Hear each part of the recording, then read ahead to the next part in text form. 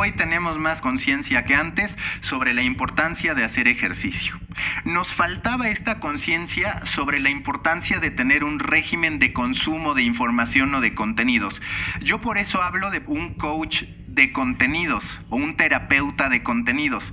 Algunos se burlan, otros lo validan, pero es 100% real. Necesitas gente que te guíe para decir, a ver, ve por acá, si quieres aprender esto. Necesitas un curador de instituciones académicas que te diga, oye, este es puro marketing, no tiene nada de calidad este programa educativo.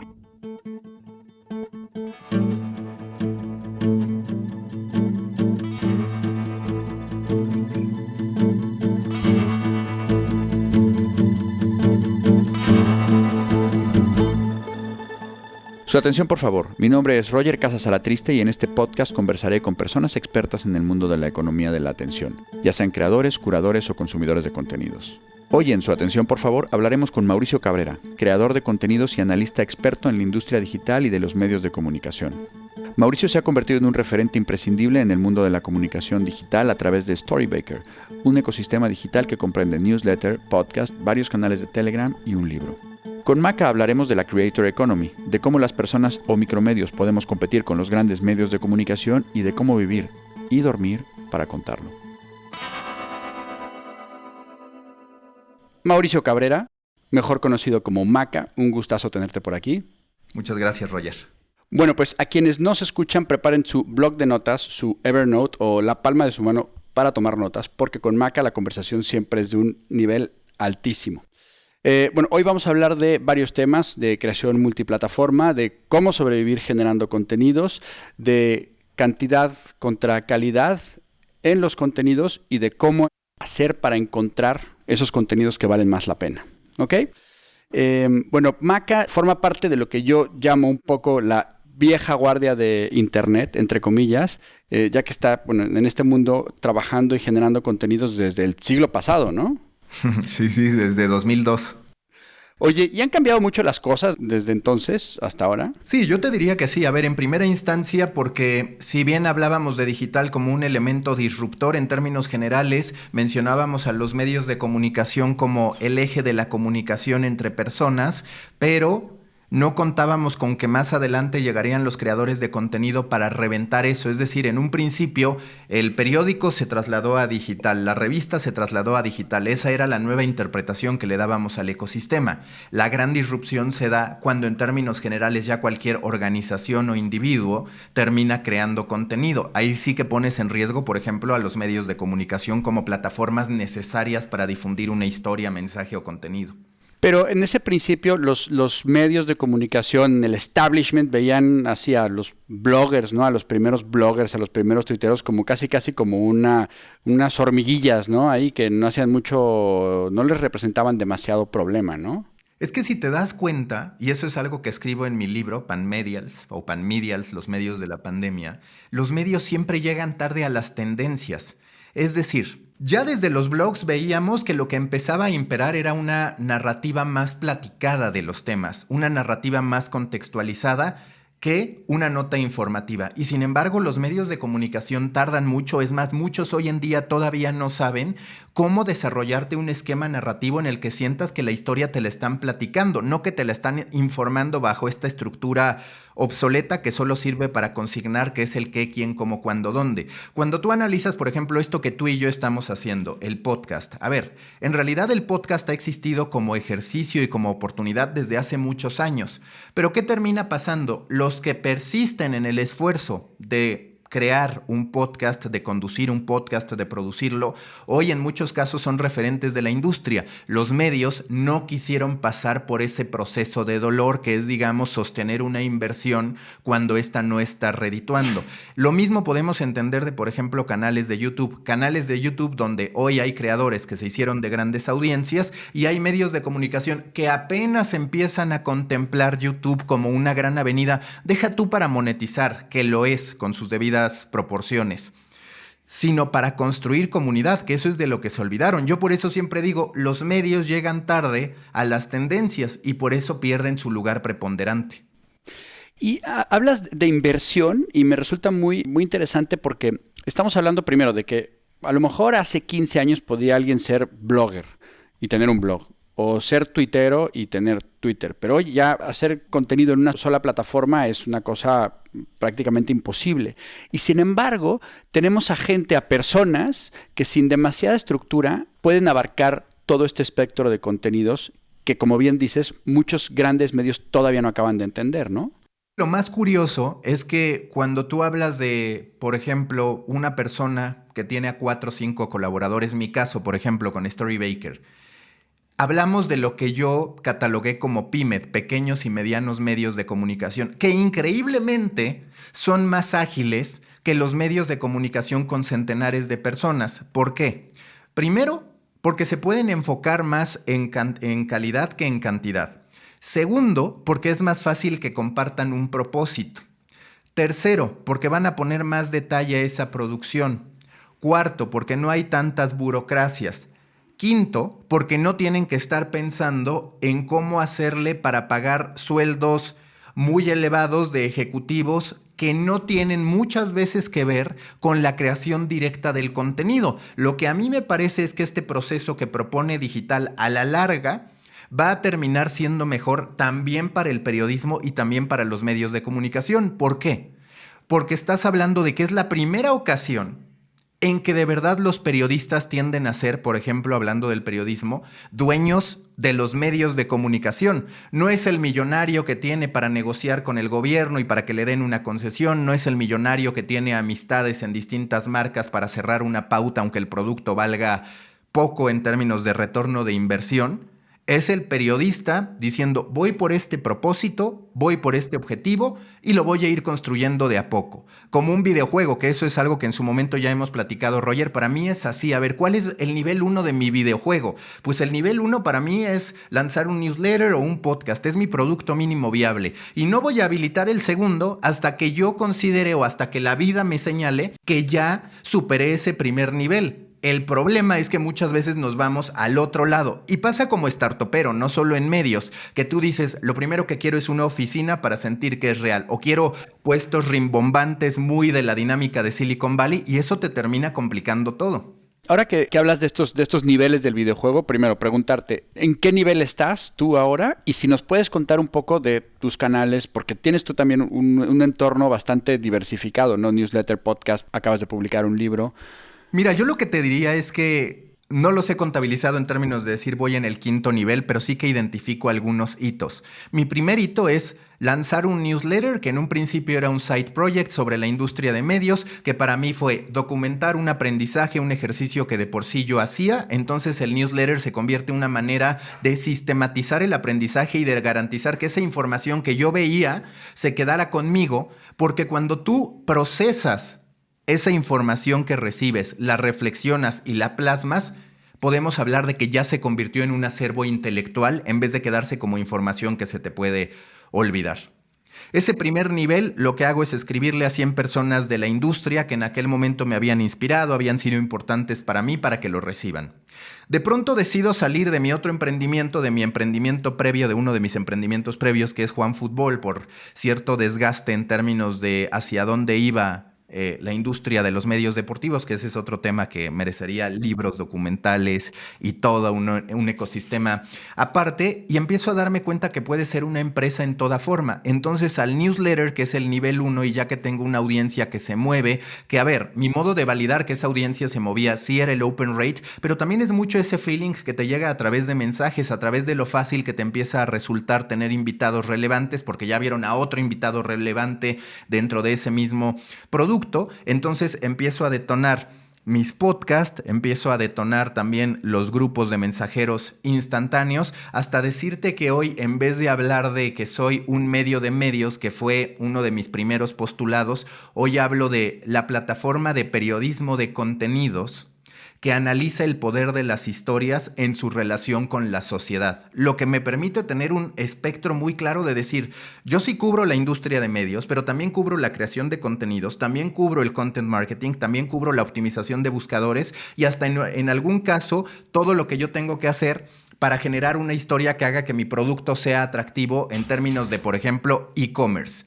Así es como he ido creciendo la expectativa. Obviamente cada nicho o subnicho con sus respectivos desafíos, pero es así como he ido construyendo mi propio videojuego y obviamente en cada nivel hay personas que se incorporan, ya sea fijo o subcontratadas, hay algunos objetivos que se desbloquean, otros que terminan quedando fuera, que eso también es algo de lo que los medios de comunicación no han sabido hacer. Los medios de comunicación, por ejemplo, hacen mucho sin ponerse a reflexionar si tendrían que seguir haciendo eso que durante años han hecho.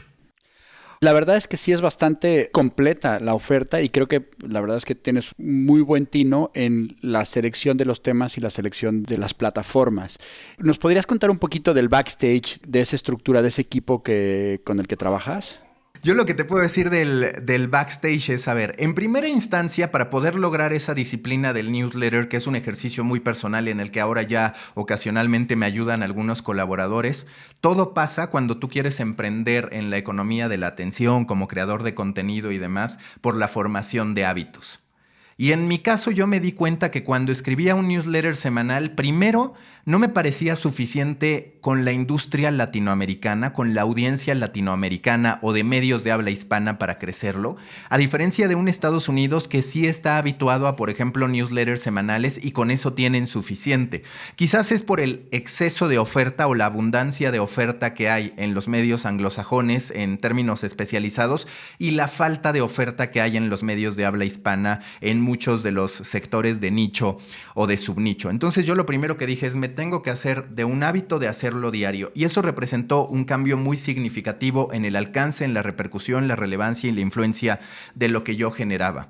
A partir de eso, cuando empecé a darme cuenta de que había que incorporar algunas otras piezas, es que incorporo, por ejemplo, a una editora de mi podcast que se encarga de la producción, que se encarga en algunos casos de gestionar a los invitados. Tengo a un community manager que también escribe, pero que poco a poco pues le voy diciendo, a ver, hay que ser honestos, tú eres mejor escribiendo que en redes sociales, incorporo a otra persona, tengo un diseñador, hoy también tengo todo un equipo subcontratado que tiende a ser fijo porque también se ha convertido Storybaker en una agencia. Por ejemplo, le desarrollamos toda la estrategia a Banco Sabadell en su edición mexicana, su estrategia de contenidos, tanto la corporativa, digamos, como la unbranded, esta comunidad muy al estilo media marketing, como me gusta llamarle, o content marketing, como le llaman tradicionalmente. Entonces, es un equipo que se arma y se desarma conforme se activan los proyectos, que eso me parece que sí es sano de las agencias y que no es tan positivo de los medios de comunicación, porque los medios de comunicación, a ver, sí por un lado se han excedido, por ejemplo, en las malas condiciones laborales que ofrecen a sus trabajadores, pero por el otro, es cierto que pretendieron asumir muchos gastos a la espera de que en algún momento llegaran ingresos y hacían cálculos alegres en Excel de decir, este año vamos a facturar tanto, este otro año vamos a facturar tanto, y el problema de esas planeaciones es que no son incrementales, es decir, Netflix cierra el año con X número de suscriptores y digamos que la posibilidad de que se hundan esos números de suscriptores es más remota que la posibilidad de que un medio de comunicación no pueda renovar a una empresa, porque a veces ni siquiera depende del delivery de esa empresa al momento de cerrar una campaña y de servirla, sino del presupuesto del cliente. Entonces, el nivel de vulnerabilidad que tiene el modelo habitual del medio de comunicación hace que sea muy complicado estar hablando de si este año generé 10, al que sigue voy a generar 12 y al que sigue voy a generar 25. No funciona así. Por eso tienen que aprender mucho los medios como creadores de contenido de lo que hacen los propios creadores y de lo que hacen las agencias creativas. Claro, pero tú estás ahí, digamos, en un nivel de creación más, o sea, digamos que un poco lo que aparenta hacia afuera es que estás tú, Maca, con una batería de Nick Mason, ¿no? Con 360 grados tocando una gran orquesta. A mí me está pasando mucho esto, que es, a ver si te suena a ti, que casi en cada comida o cena con amigos que no necesariamente son del mundo de los medios, todo el mundo quiere armar un podcast. No, es que yo voy a hacer un podcast de esto. Y hay una parte que yo siempre les digo, oye, ojo, que aquí hay una parte de que sí, necesitas creatividad, necesitas producción, pero necesitas tiempo. O sea, hay tiempo de tracción, ¿no? Que es lo que hablabas tú, oye, me he puesto una disciplina y voy a escribir todos los días y voy a esperar estos resultados. Ahora que estamos en podcast, ¿qué tiempo de tracción puede tener un medio así? ¿O cuáles son los tiempos o cómo los mides tú para ver si algo funciona o no funciona? Mira, yo te diría que varía según la expectativa, porque ese es otro punto que tenemos que alinear. Oye, ¿qué significa un buen negocio? Pues depende de la persona que lo esté catalogando como tal. Equivocadamente, muchas veces la creación de contenidos la vemos como gran negocio, es lo que decide Silicon Valley que hay que invertirle. Y nos dimos cuenta que eso fue un error. Un buen negocio al final puede ser, oye, si yo me gasto 10, recibo 20, es un buen negocio independientemente de que no haya inversionistas que estén interesados en ese modelo. Ese es el primer punto del que debemos partir. El segundo es nosotros demostrarnos que ya tenemos un hábito. Y si ese hábito a lo largo de un periodo que puede ser de 3 a 6 meses no empieza a traer resultados, sí diría, bueno, hay algo que estamos haciendo mal, hay algo que tenemos que cambiar. Y yo por eso siempre digo que el gran filtro en materia de creación de podcast, por ejemplo, o en materia de creación de newsletters, es precisamente ese, el de la disciplina. Esta voluntad de poder pasar por el proceso de dolor que significa quedarte relativamente solo, porque vamos a ser honestos. Al principio siempre están tus conocidos, tus amigos que te aplauden. En algún punto esos conocidos, amigos y familiares que te aplauden se van, no están más, vuelven a su vida. Y es ahí donde la gran mayoría de personas no pasa. Es ahí donde la gran mayoría de personas dice, yo con esto ya no voy más porque no estoy viendo un beneficio. Esa parte entre la construcción del proyecto y la llegada de beneficios es la que suele determinar quién continúa, quién triunfa y qué no. Te diría que es mucho menos de capacidad que de disciplina. A veces creo que la capacidad está sobrevalorada porque la vas logrando con el tiempo y que minimizamos la voluntad y la formación de hábitos. A mí, por ejemplo, ahora me gusta estructurar mucho mi vida en términos de desafiarme y decir, ya logré un hábito que es escribir diario. Ya logré ahora, recientemente llevo 3 meses con un segundo hábito que es practicar box diario.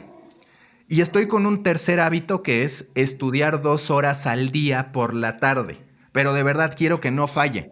Según yo, va a ser más sencillo para mí este tercer hábito después de ya tener 2 hábitos, digo, además de todos los comunes de una persona, ¿no? De bañarse, lavarse los dientes, tal. Pero cuando logras eso, creo que tu vida empieza a ser muy rica como creador de contenido. Oye, ¿y cómo le hiciste para ese primero que mencionaste de voy a escribir diario? Mira, ese al final es un gusto que yo tenía y fue para mí desafiante en términos no tanto de mi voluntad para decir voy a escribir diario, sino de hacerme a la idea, convencerme de que sobre cualquier tema o sobre las tendencias que hubiera, yo iba a poder explayarme, yo iba a poder agregar valor. Mi primera duda fue, ¿de verdad puedo escribir a diario sobre la industria de los medios, sobre la industria de la creación de contenidos? Mi primer pensamiento era decir no, no necesariamente. Y poco a poco, conforme tú vas escribiendo diario, pues asumes lo que cualquier escritor. No siempre estás inspirado, no siempre tienes una gran idea, pero sabes que tienes que salir al escenario, sabes que tienes que lograrlo, y entonces vas, digamos, reduciendo las defensas y el temor escénico que te representa el decir, voy a sacar esto. No porque saques cosas de baja calidad, sino porque tú te empiezas a dar cuenta de que ya encontraste una calidad garantizada, que hay una audiencia a la que le interesa. Es decir, tienes un producto mínimo viable que funciona.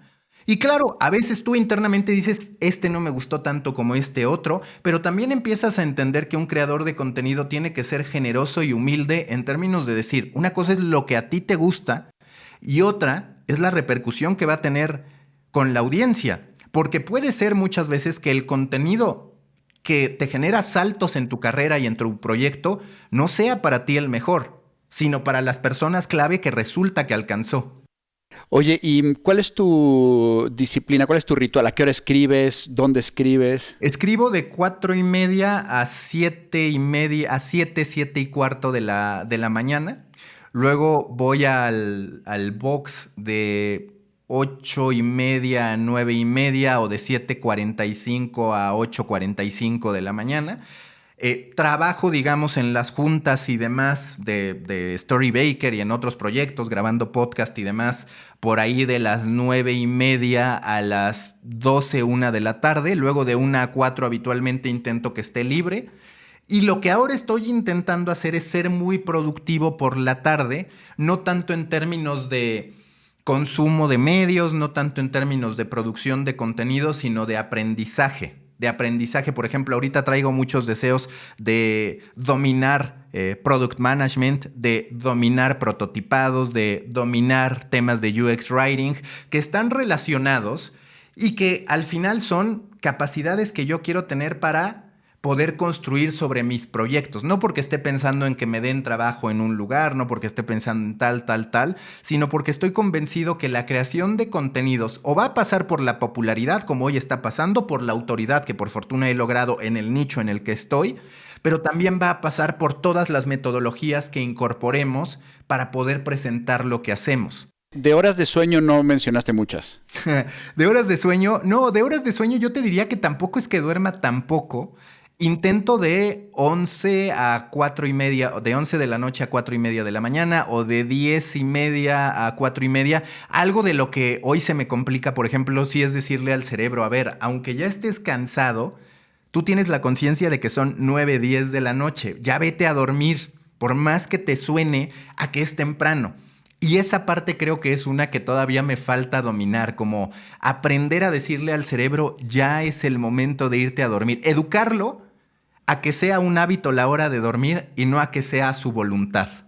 Bueno, seguimos. Dices, hay una frase que me encantó. Un asunto es poder amasar cientos de miles de visitas o seguidores y otro es vivir de dichas gracias. Entonces la pregunta es, ¿crear contenidos es un modelo de negocio o es un currículum vivo en el sentido amplio? Justo el otro día debatimos, un integrante del equipo y yo hasta hicimos un envío de eso, sobre si es la Creator Economy o el mientras me empleo Economy.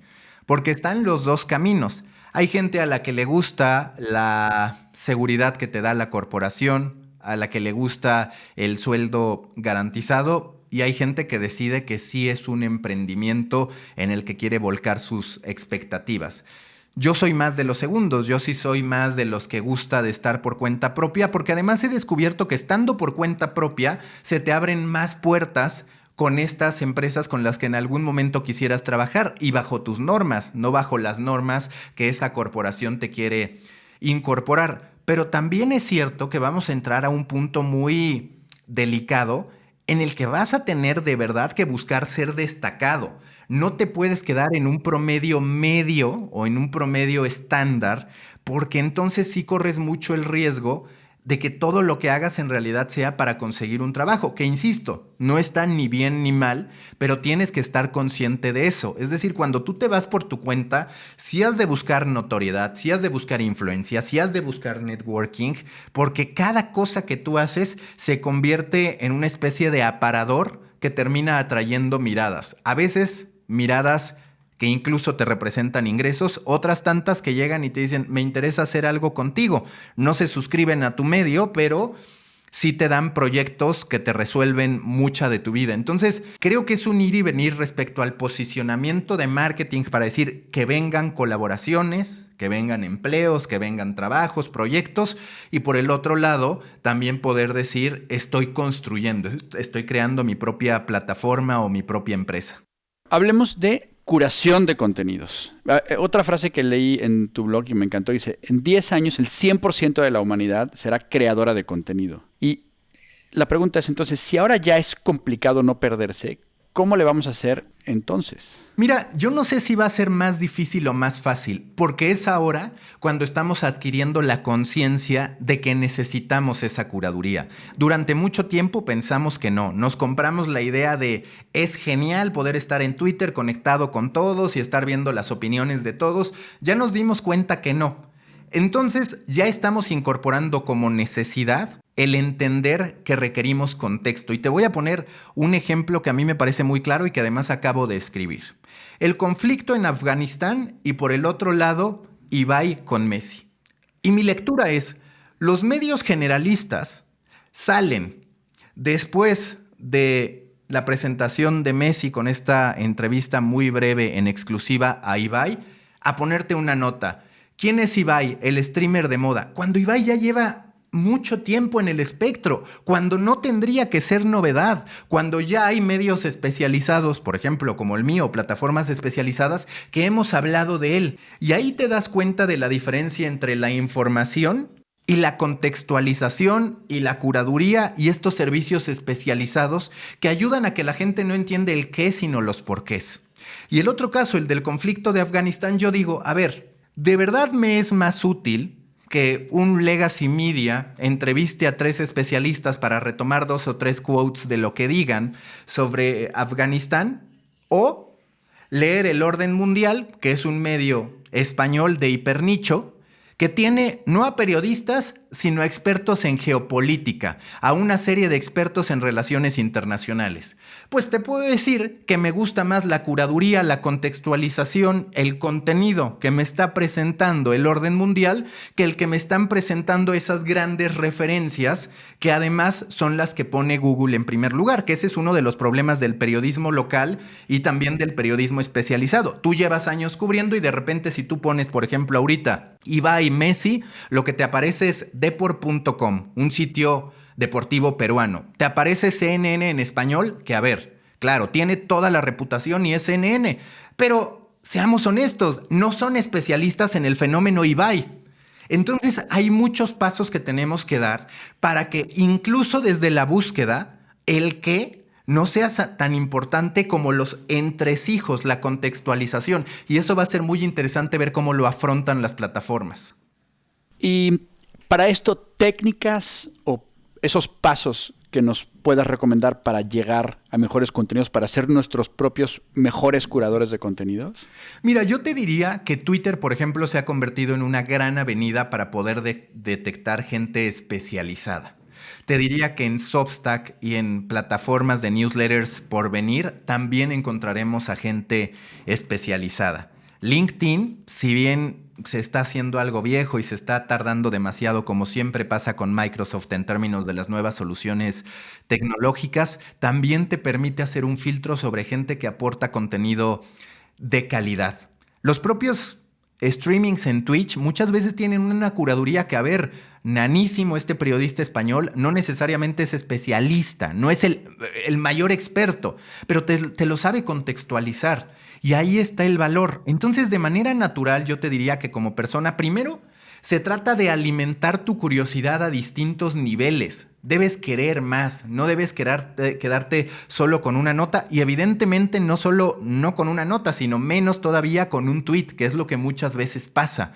Entonces, pasa por la curiosidad. Pasa por ir cruzando, por entender quién se relaciona con quién en lo que se está hablando para entonces crear tu propio network, tu mapa mental de decir, estas personas son las que hablan de este tema. Y a partir de eso haces seguimientos puntuales, que hay algo también muy positivo. Los newsletters y los podcasts como este, lo que generan es una cita, un acuerdo implícito de decir, si tú quieres saber de, por ejemplo, la economía de la atención, bueno, pues debo escuchar a Roger Casas Salatriste con sus distintos invitados. Eso es una cita. En cambio, si tú entras a un medio de comunicación o vas a un buscador, dices, bueno, pues a ver qué me encuentro, no tengo ni idea de la calidad de lo que me van a ofrecer y en muchos casos ni de qué me van a ofrecer, porque resulta que hoy ves a los medios deportivos inventándose notas de todo para ganar visitas y luego salir a decir no que son los medios generalistas con más visitas, sino los medios deportivos, aunque un porcentaje importante de esas visitas en realidad no sean deportivas. Totalmente. Sí, aquí vamos a este escenario como de esa batalla, ¿no? Por el clic y esa batalla por tener esa atención en que no esté justificada realmente con un contenido detrás. Entonces, lo que tenemos es un escenario en el que nuestros días van a seguir teniendo 24 horas, ¿no? Pero los contenidos, la información y el ruido es cada vez mayor. ¿Cómo le podemos hacer para que esto sea sostenible? Mira, yo te diría que en primer lugar es evitar el multitasking en tu consumo de contenidos. Y nos está pasando. Hoy tenemos más conciencia que antes sobre la importancia de lo que comemos. Hoy tenemos más conciencia que antes sobre la importancia de hacer ejercicio. Nos faltaba esta conciencia sobre la importancia de tener un régimen de consumo de información o de contenidos.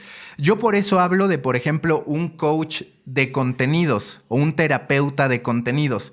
Algunos se burlan, otros lo validan, pero es 100% real. Necesitas gente que te guíe para decir, a ver, ve por acá, si quieres aprender esto. Yo te diría también que necesitas un curador de cursos, un curador de instituciones académicas que te diga, oye, este es puro marketing, no tiene nada de calidad este programa educativo. Yo lo que veo es que a la información y a la educación les está pasando lo mismo. Pasamos de la falta de oferta al exceso de oferta y entonces tienes que llegar a la curaduría. Y se trata de hacer consumos conscientes. De decir, a ver, voy a dedicar 2 horas a hacer binge watching de una serie de Netflix. Eso no está ni bien ni mal, depende de cada uno. Lo que sí está mal es cuando nosotros pensamos que ya sabemos de un tema por haber leído una serie de tweets o por haber leído un medio de comunicación que en el fondo está sesgado, que no nos permite entender los grises, los matices que hay en las distintas explicaciones, que es algo que ahora con Afganistán pasaba. Por ejemplo, nosotros vemos una realidad mucho más grave, mucho más extrema de lo que en realidad ocurre, y eso lo matiza muy bien el orden mundial, diciendo, a ver, los talibanes es cierto que tienen una cultura muy agresiva, si lo queremos llamar así, adversa a las mujeres, pero también es una realidad que el infierno que se construye desde la narrativa occidental está llevada al extremo. Hay algunos elementos para decir que ese extremo ya no es tan extremo, sin que necesariamente eso ya sea positivo o podamos cantar victoria. Y creo que ahí es con el consumo consciente cuando ya estaremos en otro lugar. Tan es así que ahora se viene toda esta tendencia de la alfabetización mediática e informacional, que es enseñarle a la gente a consumir información. Claro. Me encanta lo del consumo consciente y esto tiene que ver, esta analogía que hacías con lo de la dieta de lo que comemos, ¿no? Lo que consumimos, a final de cuentas lo que consumimos y lo que comemos nos afecta internamente o tiene que ver con nuestra salud interna, con nuestra salud digestiva, ¿no? Y aquí lo que consumimos nosotros a nivel de contenidos tiene que ver directamente con nuestra salud mental, ¿no? Y eso me recuerda un poco a esto que mencionabas antes, ¿no? De en qué momento apagamos el cerebro, en qué momento enfriamos, ¿no? Toda esta cantidad de impulsos que estamos teniendo todos los días, ¿no? Es que esa parte es clave y la verdad es que no la conceptualizamos. Pienso que cualquier persona debería tener un newsletter o estos esquemas de doodling porque te permiten conceptualizar, hacer algo con aquello que estás recibiendo. Está comprobado, por ejemplo, que los cursos on demand, estos de ve videos y ya con eso vas a estar listo, no funcionan. ¿Por qué? Porque no tienen los pasos necesarios para que ya se convierta en un acervo que de verdad se va con la persona. Y ahí nosotros tenemos que crearnos mapas mentales para decir, ¿de qué manera yo estas 5 notas que leí y que juro que le puse toda la atención, las convierto en un activo? Y yo te diría que en mi creación de contenidos es tan importante lo que hago como lo que aprendo. Porque si no aprendiera, si no consumiera todas esas referencias, ahí sí me quedaría sin tema del cual escribir al día siguiente. Pero esa parte, ese proceso hay que hacerlo muy consciente, primero para ser estos estudiantes eternos o permanentes que tenemos que ser porque si no vamos a quedar obsoletos. Segundo, creo que también hay que abrazar el miedo en términos de decir que esta ansiedad con la que vivimos todos los que hoy tenemos más de 30, 35 años, nos mueva a la acción y no a ser simplemente testigos de un ritmo tan frenético que nos puede dejar obsoletos muy rápido. Muy, muy interesante. Vamos ya ir cerrando o acercándonos al final de esta conversación. Cuéntanos, ¿en qué está centrada tu atención en estos momentos? ¿Algún tema, alguna tendencia, algo en donde estés poniendo el foco? Mira, yo ahorita tengo, en términos de creación de contenido, mucho interés por el metaverso, por el modo en que la sociedad se va a gamificar, por el modo en que vamos a existir a través de entes virtuales. Yo siempre digo que va a haber 3 momentos que nos caractericen como humanidad. El primero, el apogeo de la presencia física, digamos, la persona, sus manos, lo que puede hacer con su cuerpo, que eso lo vivimos durante muchísimos años. Después llevamos algunas décadas de la hegemonía de la existencia digital. Sí es importante lo que mi cuerpo hace, lo que hago con mis manos, pero es muy importante lo que aparento a través de mis cuentas en redes sociales. Mi yo digital es muy poderoso, a veces hasta más que mi persona. Y vamos a entrar a un tercer momento, que es el de la existencia virtual, donde va a ser bastante posible que tú no tengas ni idea de cómo soy en realidad. nos vamos a encontrar con un esquema en el que podría una empresa contratar a un avatar que es un programador en algún lugar recóndito, pero que es conocido dentro de la empresa como un dragón que vive en un espacio mágico del que no se puede saber si es hombre o mujer, del que no se puede saber la edad. Vamos a llegar a ese punto y que se conecta con estas inquietudes sociales que tenemos de, oye, yo no sé si quiero ser hombre o mujer, no sé si quiero ser considerado como tal o como tal, no sé si quiero ser etiquetado como tal o como tal. Bueno, pues de manera natural los avatares nos van a poder permitir de ser quienes queramos ser, hacer lo que queramos hacer y que, por ejemplo, ahí un lado positivo es no van a tener las áreas de recursos humanos formas de discriminar y de decir, ay, este tiene origen mexicano, sabes que este mejor no, o este es güerito, mejor a este sí lo contrato. Todo eso se va a erradicar. Vamos a entrar a un tema, sí, por supuesto, con sus contras, pero también con un lado muy interesante de decir, nuestra existencia, el cómo nos vemos, va a ser irrelevante.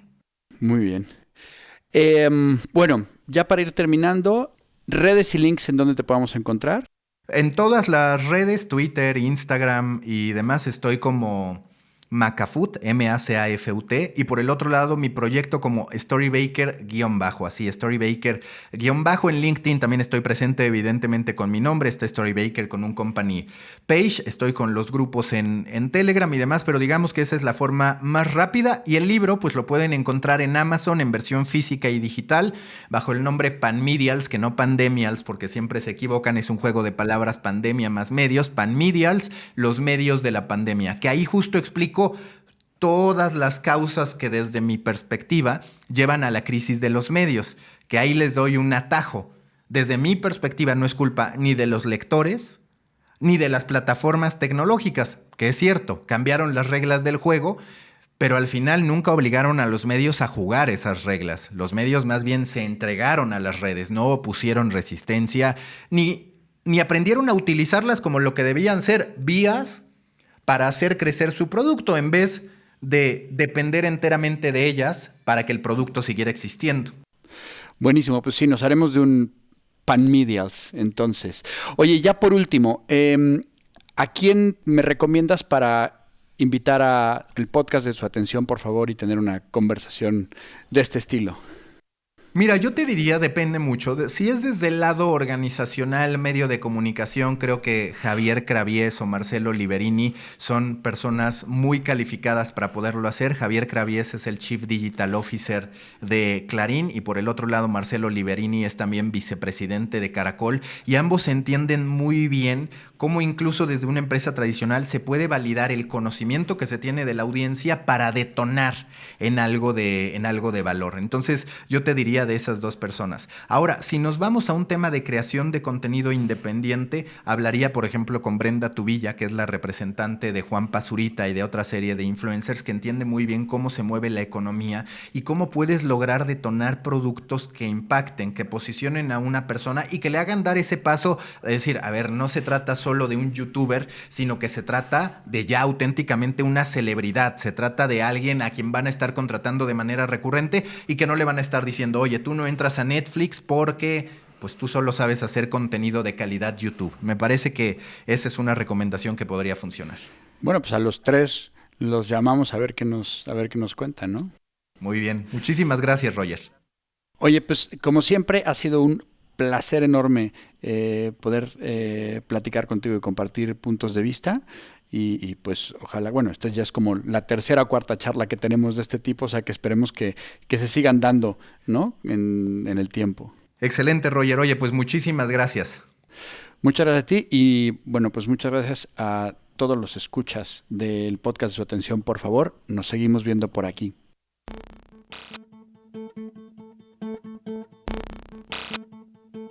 Esto ha sido Su Atención, por favor, el podcast que reúne a los mayores expertos del mundo de la economía de la atención. Si quieres saber más de este proyecto Transmedia, sigue las redes sociales del Cañonazo, LinkedIn, Instagram, Facebook, Twitter o nuestro sitio web www.suatencionporfavor.site. Este podcast, Powered by El Cañonazo, ha sido posible gracias a Producción ejecutiva, Isiar Sánchez Piesma. Dirección de producción, Manfredi Giannoni. Producción, redacción e investigación, Andreina Pérez Armas. Asistente de producción, Carlos Martínez Rico. Diseño gráfico, Carlos Lumbreras. Edición de sonido, Jesús Cuesta. Tema musical, Raimores y Roger Casas Alatriste. Diseño de audio y postproducción, Lanjo Audiovisual Solutions. Una idea original y dirección de Roger Casas Alatriste. Y como siempre, gracias por su atención.